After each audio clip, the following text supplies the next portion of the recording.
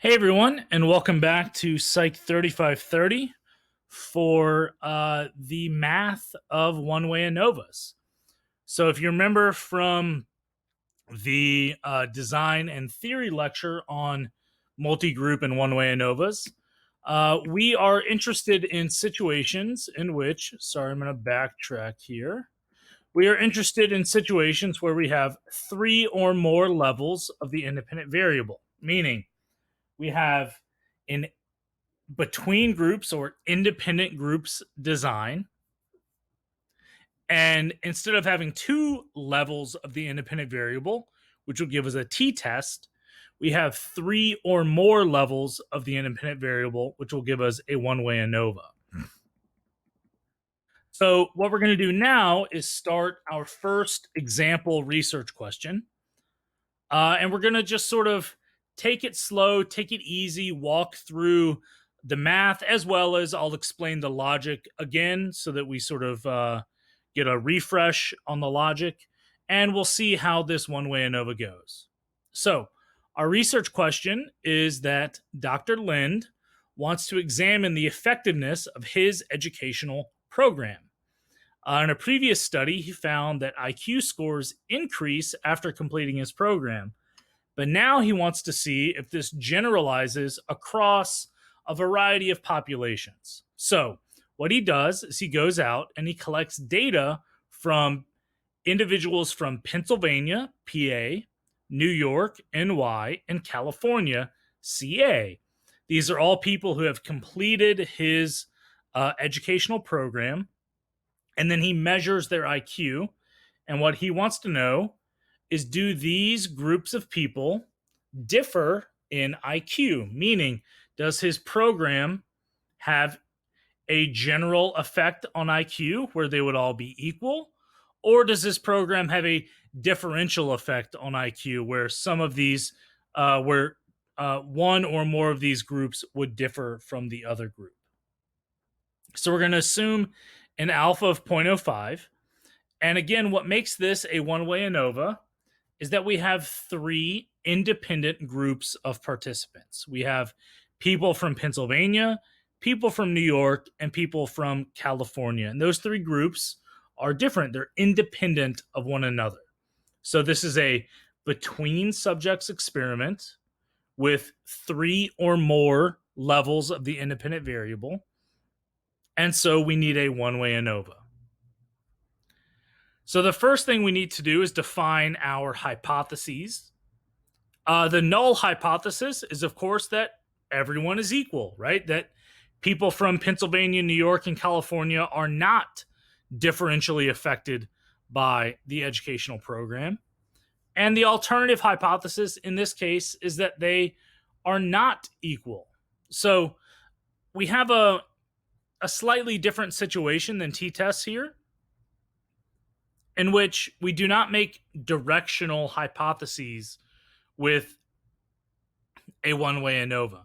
We make either the null hypothesis, where everything is equal, right, meaning nothing happens, or we have the alternative or the research hypothesis, where they're not equal, where a difference exists, right? People from these three states differ on IQ. So we define our hypotheses as null is that everyone is equal, alternative is that people are not equal, although we're not sure where this difference would occur yet. We have to do the stats first. And of course, population 1 is people from Pennsylvania, pop 2 is people from New York, pop 3 people from California. So we have a few steps to completing the math of this one-way ANOVA, and we're going to walk through them sort of in turn so that we can really break down how to do this by hand. So the first thing we have to do is define our degrees of freedom. Now, there's a lot going on in this slide, so we're going to break it down super slowly. As we said before in our theory lecture, we're basically going to be completing this table of sources of variance between and within, and then we're going to throw in total as well. And the first step in completing this sort of table of an ANOVA is that we have to find our degrees of freedom. Excuse me. So our between degrees of freedom is k minus 1, where k equals the number of groups or the number of levels of the independent variable. So in this case, we have Pennsylvania, New York, California. So we have 3 groups. So k, we come over here, equals 3. And 3 minus 1, right? K minus 1 equals 2. So we have 2 between degrees of freedom. And we want to write that down.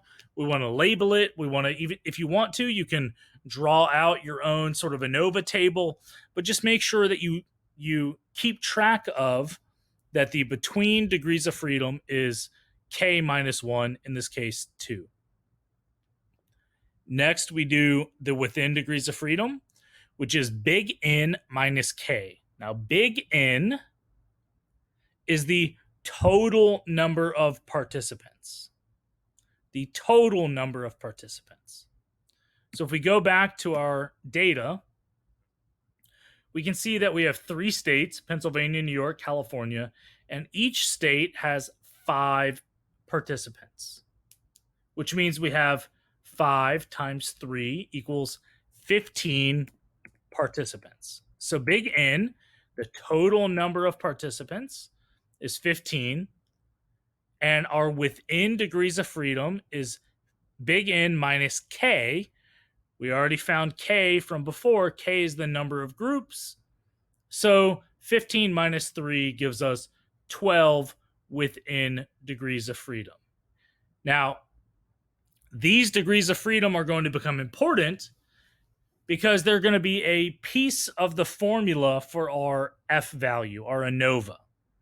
So we have to find these now so that we can use them in a minute to calculate our appropriate F value.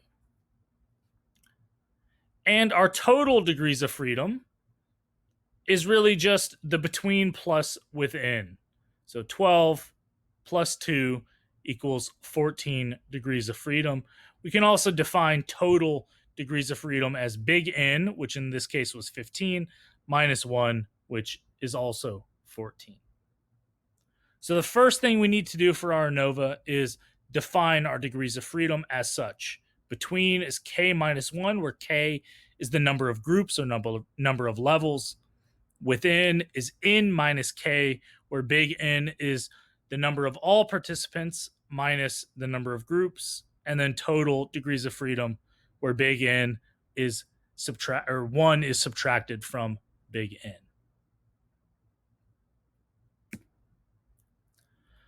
Okay, so now the next piece of our ANOVA table is to basically do a whole bunch of sums of squares.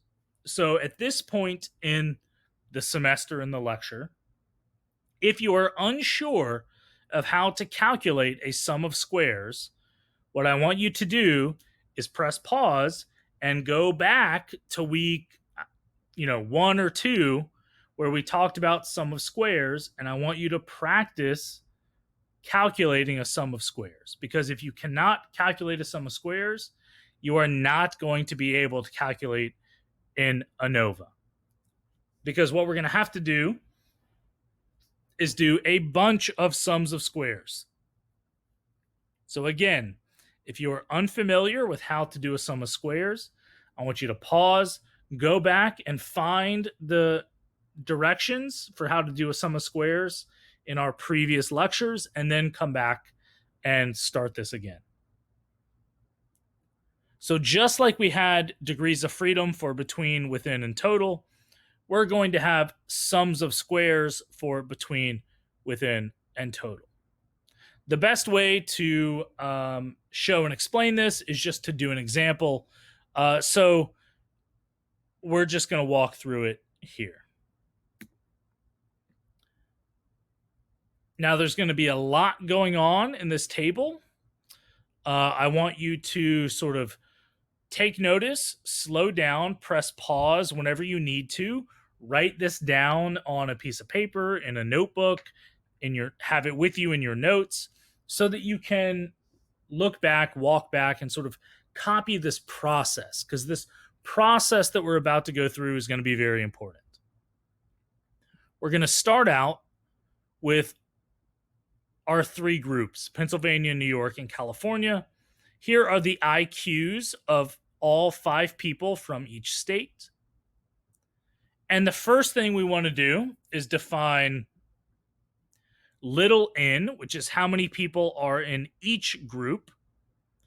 Then we want to find the mean of each level, each group. And then we want to find the grand mean. The grand mean is not the mean of a single group. The grand mean is the mean of all participants. So if we took all 15 participants and we found their mean, that's the grand mean. So we have 5 people from Pennsylvania, 5 people from New York, 5 people from California. We add up all the IQs, we divide by 5 for each state, and we see that we have an average IQ of 106 for Pennsylvania, an average IQ of 96 for New York, and an average IQ of 94 for California. Big N, as we said before, is 15. And if we took the average of all 15 of these data points, we have what we call a grand mean of 98.67, meaning the mean of all the data. So this is the first thing we need to do before we can start to do our sums of squares. We have to define little n, we have to define the mean of each group, we have to define big N, which we already did with degrees of freedom, and then we have to define our grand mean, which is the overall mean. So the next thing we can do is our sum of squares within. So sum of squares within is basically exactly the same sum of squares table that you're used to. It's the sum of all x's minus the mean squared. And we're going to do this for Pennsylvania, for New York, and for California. So I'll repeat that so that we don't sort of get confused, because there's a lot going on. We're going to take Pennsylvania. We have 5 individuals. Their mean is 106. We're going to take each individual, each x, minus its group mean, so it's Pennsylvania mean, which is 106, squared, right? So every Pennsylvania person minus their mean squared. And then number 2 Pennsylvania person minus the mean squared. Number 3 Pennsylvania person minus the mean squared, so on and so forth. That's how we get the sum of squares for Pennsylvania. We're going to do the same thing for New York, and then the same thing for California. So here I've sort of fast forwarded the math. I'll walk through this so that we can see where these numbers came from. If you need to press pause, please do so to sort of compare and make sure you know where the numbers come from. But basically, we take Pennsylvania, 97, 102, 106, 111, and 114. We take each of those individuals, as we can see here. We subtract the mean of Pennsylvania, which is 106, so the group mean. So 97 minus 106, 102 minus 106, 106 minus 106, 111 minus 106, 114 minus 106, right? Those numbers come from here, our individual data points, minus the mean, which is 106. So we do this math in the parentheses, and then we square it. And we do this procedure for Pennsylvania, which we see here. We do this procedure for New York, which we see here, 85, 85, 88, 88, 95, 105, and 107. Each of them minus the mean of the group of New York, 96. and then we square. And then, of course, we do the same thing for California. So all we've done is a sum of squares for each of our three groups. It's not complicated. We know how to do this from previous weeks. We're just doing it 3 times now, one for each group, where each individual, we subtract the group mean, and then we square. So the math is easy. We plug and chug. We get these values, right? So let's look at this 81. 97 minus 106 is going to be 9. 9 squared is 81, right? And then we do that for each of these values, each individual minus its group mean squared. And then we add up each of our groups to give us a sum of squares for Pennsylvania, a sum of squares for New York, and a sum of squares for California. So we have 3 sums of squares tables. We then add together our 3 sums of squares to give us 186 plus 388 plus 280. And that's our sum of squares within. This is going to be, or this is going to help us get the denominator of our F statistic. So we want to write this down, sum of squares within, and we want to hold on to it because it's going to come back later. So that's sum of squares within. The first big, really complicated step of a one-way ANOVA. All we've done is a sum of squares table for each group. We added together to find our sum of squares, and then we summed our sum of squares to get 854.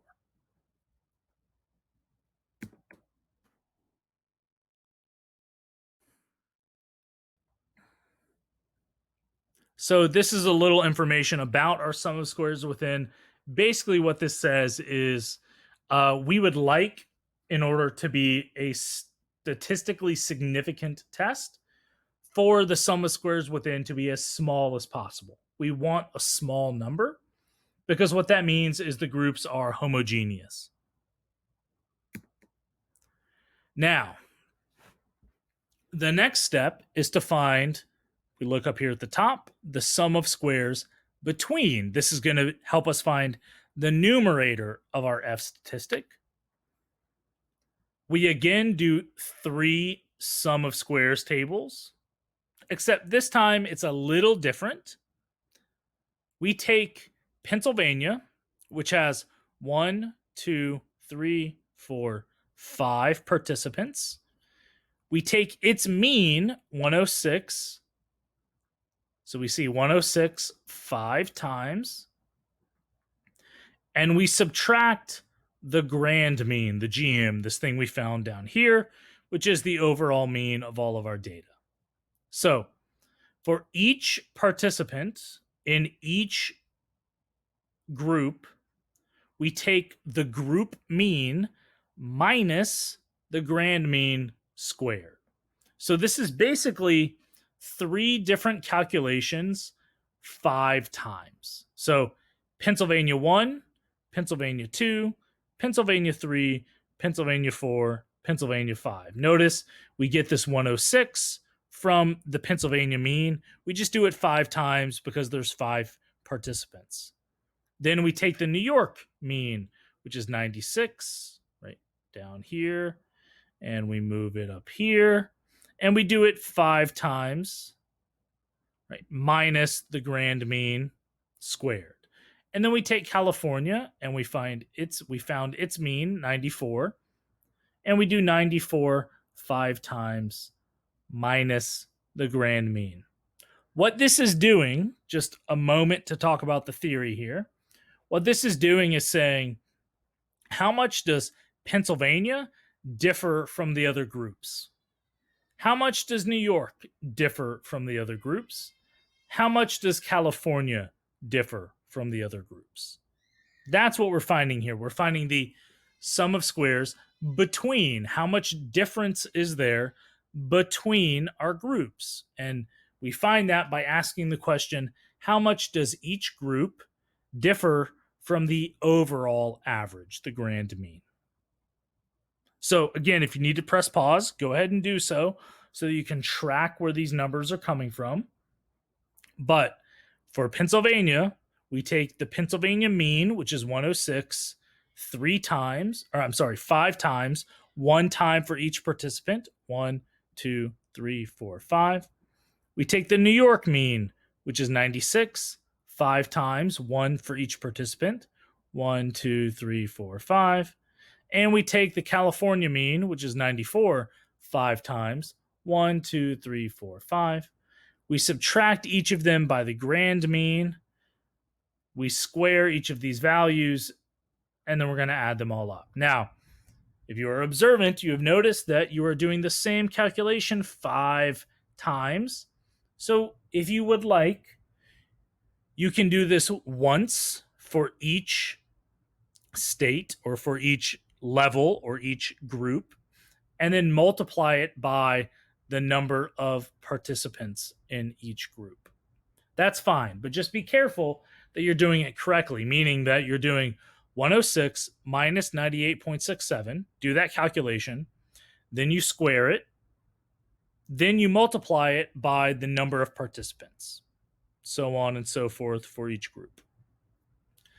So when we do the math, here's what we get. You can see we get the same 5 results for each of our groups because we're using the group mean minus the grand mean squared. We get a sum of squares between for each of our levels of the independent variable, each of our groups. We add them all up to get our sum of squares between, 413.35. We want to, again, just as we did with the within sum of squares, we want to write that down. We want to circle it, put a box around it, star it, highlight it. This is important. We're going to use this later.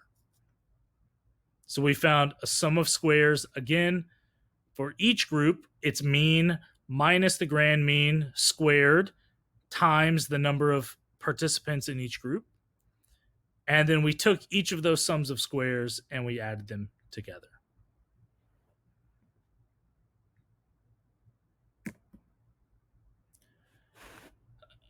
The last thing we can do for our sum of squares table or our ANOVA table is take the within 854, add it to the between 413.35 to give us our total sum of squares.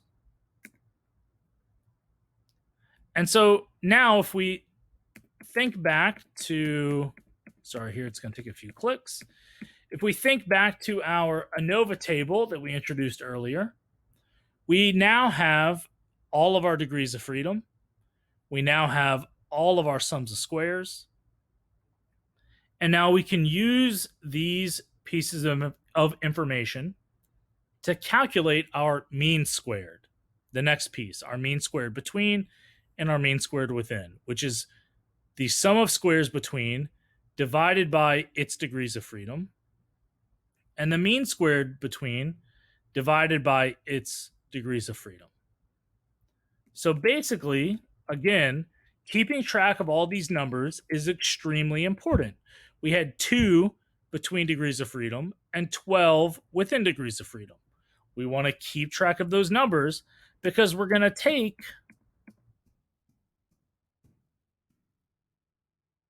our within degrees of freedom and divide by the within, or, I'm sorry, we're going to take our within sum of squares and divide by our within degrees of freedom.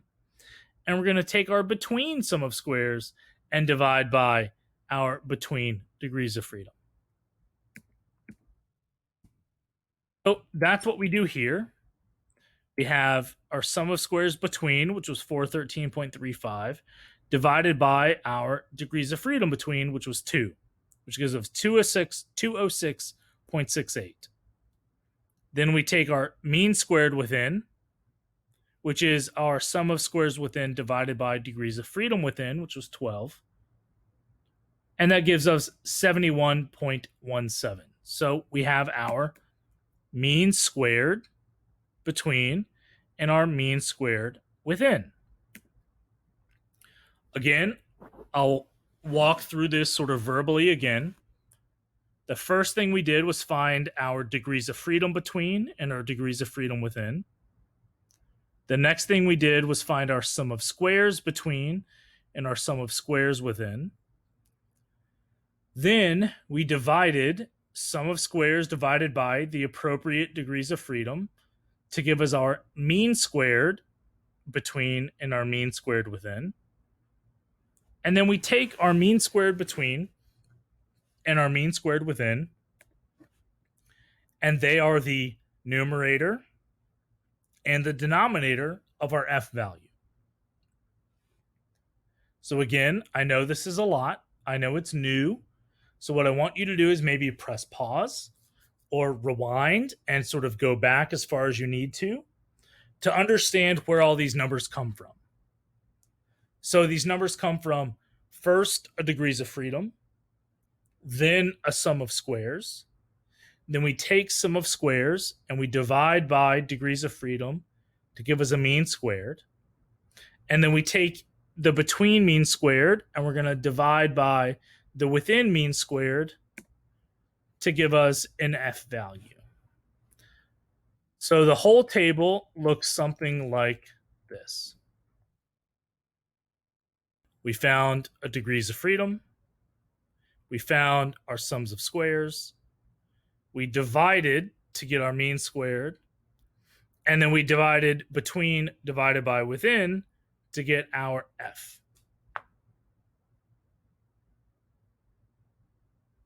So at this point, we have an F value of 2.90. This is a number that represents the magnitude of the difference between our groups. At this point, it would be easy to forget what the heck we're even talking about anymore. So remember, we're talking about whether people from Pennsylvania, New York, or California differ in IQ.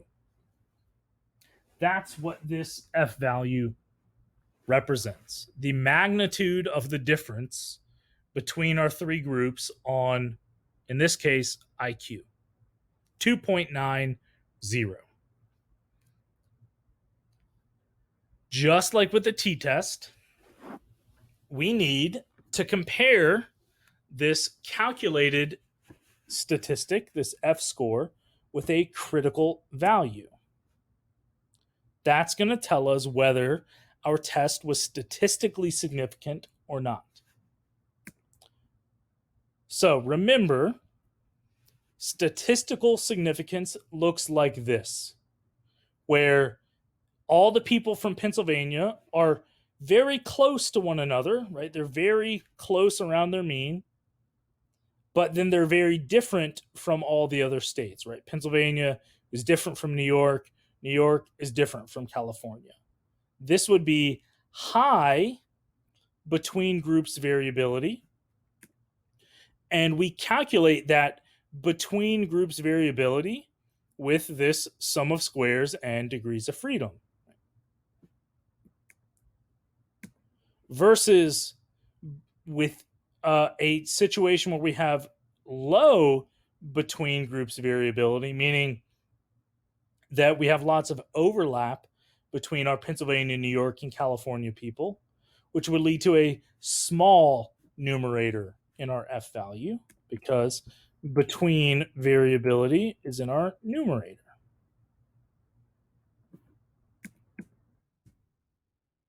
And we're going to compare that to our within groups variability, which is our denominator. And if we had high within groups variability, it would look like this, where people from Pennsylvania can be all over the place, right? They're almost like their membership in the Pennsylvania group means almost nothing to their score, right? They could be low, they could be high, they could be in the middle. Being a part of the Pennsylvania group doesn't seem to really help us dictate or understand their score, just like New York or California. Like, look how much variability there is in New York. Look how much variability there is in California. It's all over the place. So if we have high within groups variability, then we're not likely to be significant, because what it means is our treatment, the independent variable manipulation, is inconsistent across level, meaning being from Pennsylvania doesn't help us understand your IQ. Being from New York doesn't help us understand your IQ.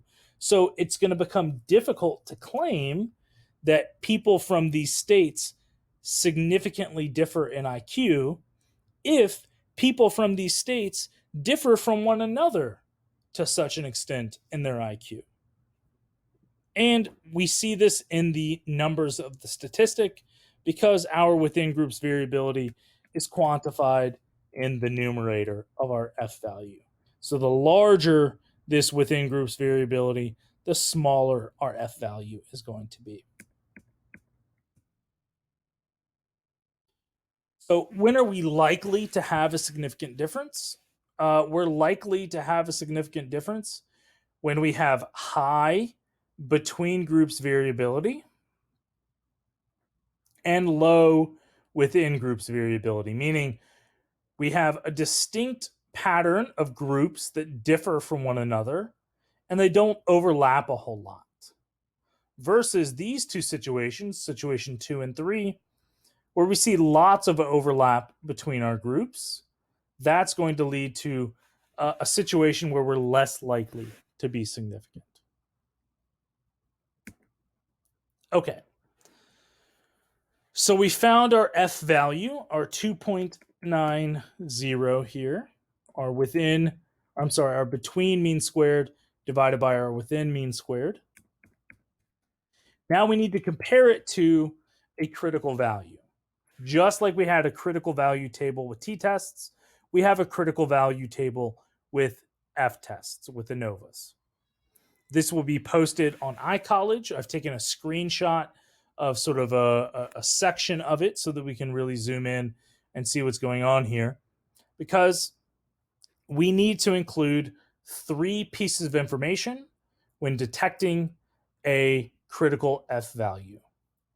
We need our degrees of freedom within along the left side of the table.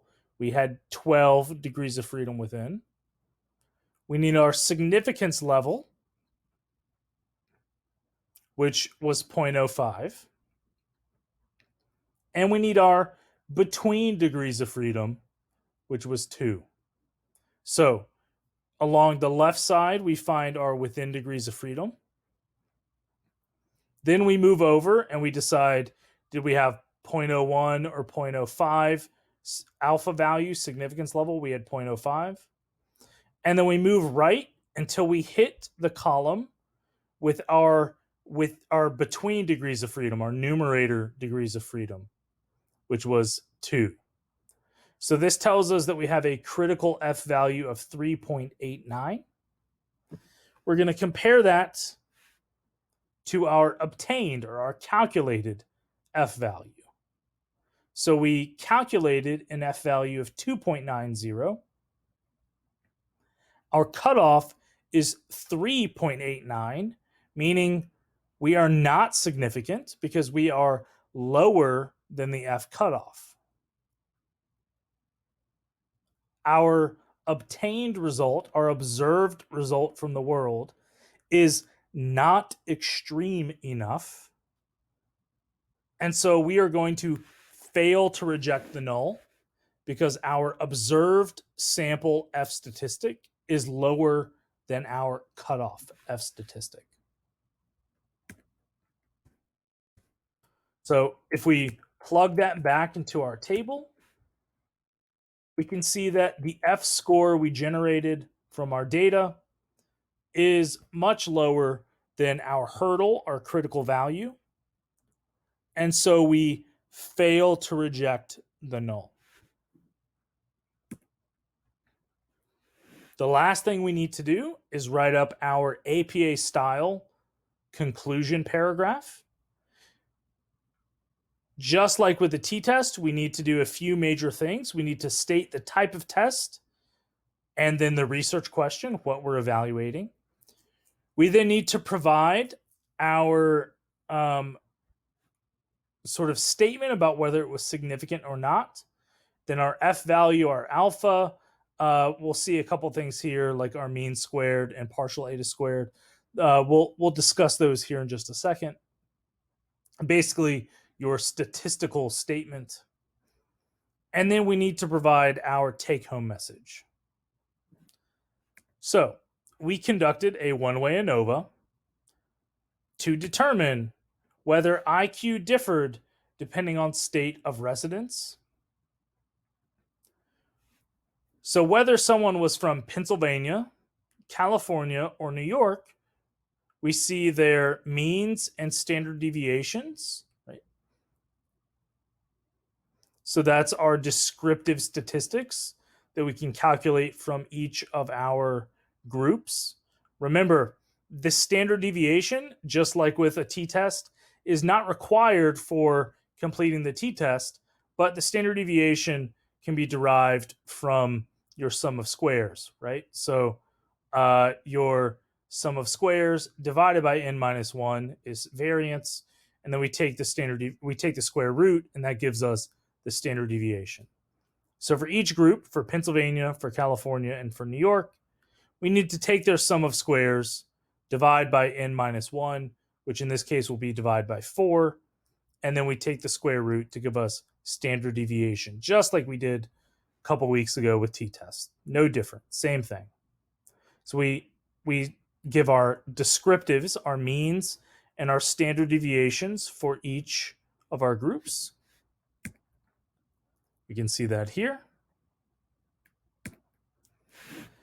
Then we need to give our sort of conclusion. Was it significant or not? Whether someone was from Pennsylvania, California, or New York did not impact their IQ.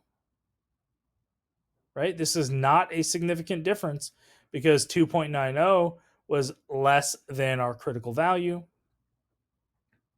So F, and we need to list our degrees of freedom, our between, and our within degrees of freedom, 2 and 12, equals 2.9 or 2.90. Either one is fine. Mean squared error is MSE.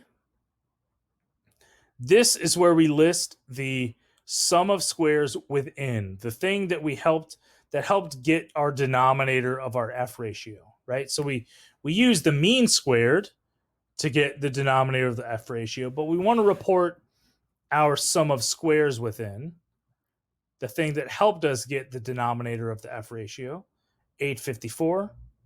We got that way back with our sum of squares tables.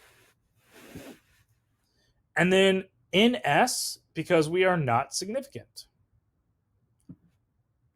Thus, we failed to reject the null. We are not significant. Thus, state of residence did not impact IQ. Whether you're from Pennsylvania, New York, or California, did not matter for your IQ.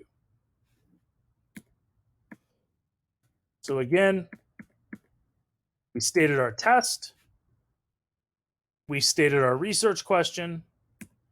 We gave our descriptive statistics for each group, the mean and standard deviation of each group. Mean we already found. Standard deviation is sum of squares divided by n minus 1 for variance. Then we take the square root of variance to find the standard deviation, just like we did with t-tests, except here we do it for each group. So we report our mean and standard deviation for each group. F, which is, then we state our degrees of freedom, 2, 12, which is between and within degrees of freedom, our calculated F value, comma, the mean squared of the error term, which is our sum of squares within, and then our take-home message. State of residence does not impact IQ. So I know that's a lot. Again, just like with the last PowerPoint voiceover, if you need to rewatch this again, please do so. It's a lot of information. It's a lot of calculations. None of the math is particularly difficult. What's difficult is keeping in mind what you're doing. That's the hard part. So take a step back, look at your notes, make sure you have an understanding of what has gone on, because example number 2 is going to be a significant F value, a significant F ANOVA test, in which case we will need to do some additional steps. So the first example was a non-significant test. Make sure you have that sort of under your belt. Make sure you understand what's going on there. And then come back for the third part of this lecture, which will be the second example, in which case we will examine what to do when a one-way ANOVA is statistically significant. So thanks again, everybody. I know it's a lot. Rewatch it if you need to. And I will see you for part 3, where we will examine a significant one-way ANOVA.